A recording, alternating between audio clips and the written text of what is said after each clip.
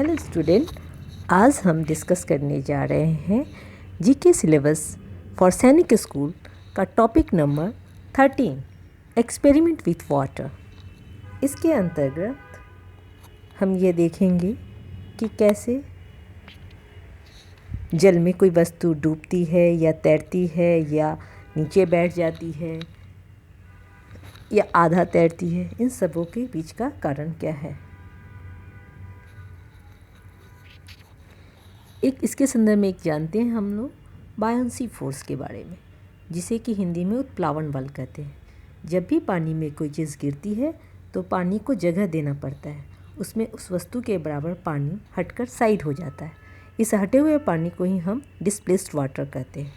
और जब भी किसी वस्तु का भार जो होता है वो डिस्प्लेस्ड वाटर से ज़्यादा होता है तो वो वस्तु पानी में डूब जाती है, और जब भी किसी वस्तु का भार डिस्प्लेस्ड वाटर से कम होता है तो पानी में वो वस्तु फ्लोट करती है, तैरती रहती है। जब भी बायोंसी फोर्स अधिक होता है वस्तु के भार से तो वो वस्तु तैरती है। जब किसी पिन को हम पानी में डुबाते हैं तो वो पानी में डूब जाती है, क्योंकि वो कम पानी को डिस्प्लेस्ड करती है। किसी वस्तु का डूबना या तैरना, सिंक करना या फ्लोट करना जो है वो एरिया पर भी निर्भर करता है। तो अगर एरिया अधिक है या बायोंसी फोर्स अधिक है तो वस्तु तैरती है। कांटी डूब जाती है, कटोरी तैरती है क्योंकि कटोरी अधिक पानी हटाती है।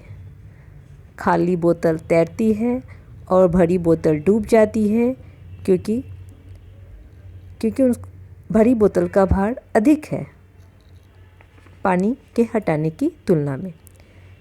एल्युमिनियम का जो फॉयल होता है वो तैरता है, लेकिन एल्युमिनियम का जो होता है वो बॉल डूब जाता है क्योंकि वह अधिक वाटर को डिस्प्लेस्ड करता है। इसलिए फॉयल जो है वो तैरता रहता है।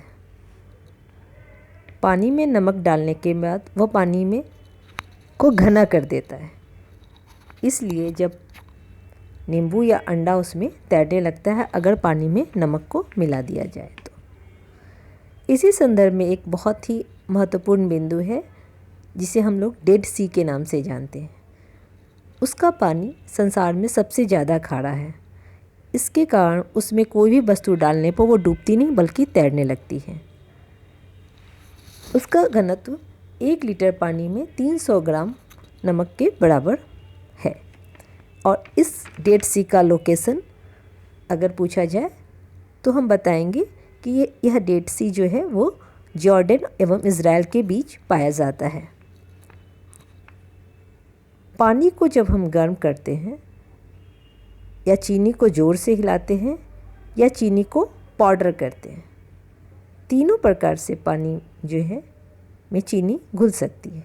तो 3 मेथड है, या तो उसको गर्म कर दें पानी को, या चीनी को ज़ोर से ऐसे हिलाएं, या चीनी को पाउडर करके मिलाएं। किसी भी वस्तु को आसानी से घुलाने के लिए ये 3 प्रमुख मेथड है।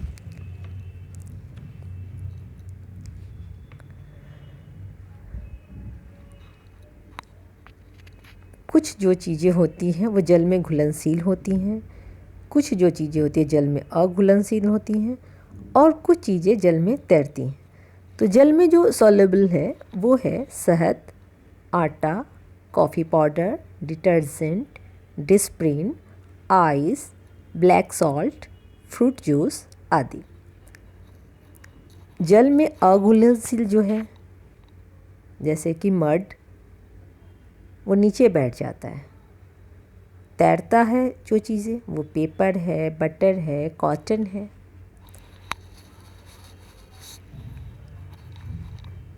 इसको हम इस प्रकार से भी समझ सकते हैं, जैसे कि अगर दूध को मिलाएं तो दूध घुल जाएगा, नमक को मिलाएं तो वो भी घुल जाएगा। मिट्टी और चॉक पाउडर को अगर मिलाएं तो वो पूरी तरह से नहीं घुलता और नीचे बैठ जाता है। तेल को अगर जल में घुलाए तो वो ऊपर तैरने लगता है, और जो चीज़ें नीचे बैठ जाती है जैसे मिट्टी और चॉक पाउडर, उसे हम छानकर अलग कर सकते हैं। और जब हम किसी पानी को गर्म करते हैं तो वो वाष्प बन के ऊपर उठती है, इसी को इवेपोरेशन कहते हैं, और अपना अवस्था परिवर्तन हो जाता है। इसी संदर्भ में एक बहुत ही इंटरेस्टेड कहानी है।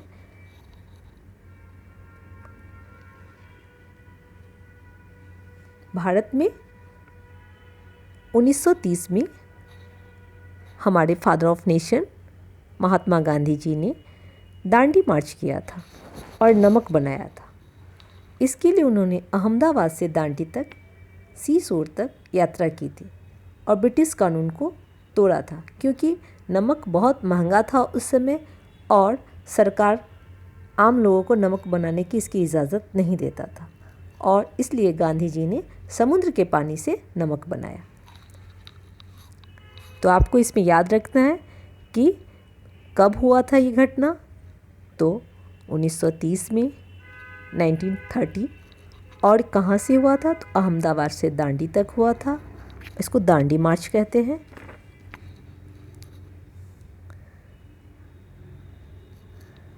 शहद जो होता है, हनी, ज़्यादा थिक होता है पानी की तुलना में।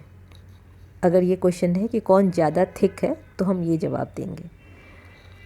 जब सनी डेज़ होता है, सूर्य की तेज़ किरणें पड़ती हैं, जिससे कि इवेपोरेशन का रेट जो होता है वो तेज़ होता है, और बादल वाले दिन में सूर्य की किरणें ज़्यादा तेज़ नहीं होती और इवेपोरेशन की रेट कम होती है। इसके कारण कपड़ा जो है अगर उस समय सुखाया जाए तो लेट से सूखता है, क्योंकि सूखने के लिए इवेपोरेशन रेट का ज़्यादा होना ज़रूरी है।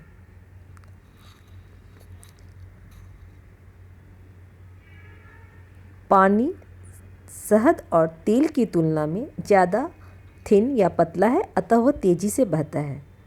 जो स्टिक होगा, सतह में चिपकेगा, वो धीरे धीरे बहेगा। से फ्लोट वाले पदार्थ में है, जैसे कि लिफ है, आइस है, एल्युमिनियम फॉयल है, फीदर है, पेंसिल है, बॉटल कप है, एम्प्टी बोतल है एंड पेपर्स है। ये सब चीज़ें पानी में तैरती हैं। डूबने वाले पदार्थ में है साबुन है, नेल है, भरा हुआ पानी का बोतल है। अब कुछ चीज़ों के बारे में हम जानेंगे जिनको हम कैसे अलग करते हैं अगर कोई चीज़ एक दूसरे में मिक्स हो तो। जैसे कि सॉल्ट एंड वाटर अगर मिला हुआ तो उनको हम इवेपोरेशन द्वारा ही पृथक कर सकते हैं। चॉक पाउडर है या तो उसको हम फिल्टर विथ क्लॉथ, पतले कपड़े से उसको छान के अलग कर सकते हैं। अगर चाय पत्ती है तो उसको हम लोग छन्नी से सिन से कर सकते हैं। मड है विथ वाटर अगर है तो अगर उसको स्थिर छोड़ देंगे तो कुछ समय के बाद वो नीचे बैठ जाएगा और उसको भी हम छान के पतले कपड़े से अलग कर सकते हैं। पानी को यूनिवर्सल सॉल्वेंट माना जाता है। इस प्रकार आपका यह चैप्टर कंप्लीट होता है और आशा है कि आपको इससे बहुत सारे लाभ मिलेंगे। सैनिक स्कूल के लिए ही नहीं बल्कि जीके के संदर्भ में भी ये काफ़ी महत्वपूर्ण है स्टूडेंट्स के लिए। Okay, thank you.